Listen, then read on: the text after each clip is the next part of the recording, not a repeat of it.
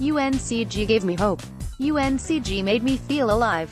UNCG made me understand what March is really all about for the first time in my life.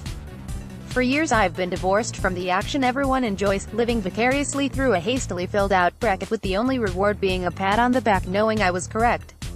Sure, the Spartans lost to Gonzaga in a game they were absolutely supposed to lose, but damn it if I didn't believe they were actually going to win the thing down the stretch. Dreams of victory danced through my thoughts, carefully crafting a tweet in my head about how to relish in 97% of brackets being busted by my weird, but lovable alma mater, but it wasn't to be. Chalk happens. The mere fact UNCG had everyone's heart in their throat makes me well with pride. A team that hadn't been to the dance in 17 years had the basketball world wondering how the hell it was even possible they were contending, let alone leading a 4 seed down the stretch. UNC Greensboro is 3 for 21 from 3 and 5 for 10 from the line and on the verge of pulling off a 14-3 upset. Out Roger Sherman at Roger_Sherman, March 15, 2018. I'm sitting here writing and hearing the talking heads in the Capital One TM Tournament Center talk about how Gonzaga had one of those games, and they just needed to survive and advance, but the reality is the Spartans gave the Zags a hell of a game.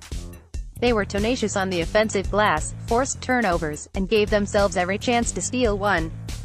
It was simply a case of too many shots not falling at precisely the wrong time.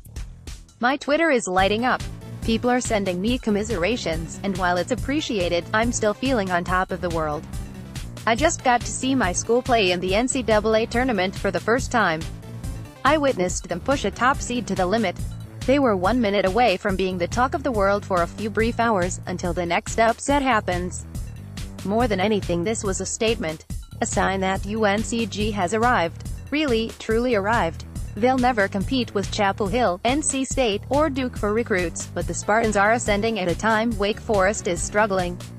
It couldn't come at a better time to be on the western NC stretch of I-40.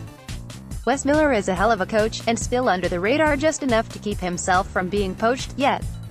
So if anything, this loss means the school can keep ascending. It's a blessing in disguise, really. I'd be lying to you if I said I watched every UNCG game this season. I started really paying attention in early February when the realization of how good this team is sunk in.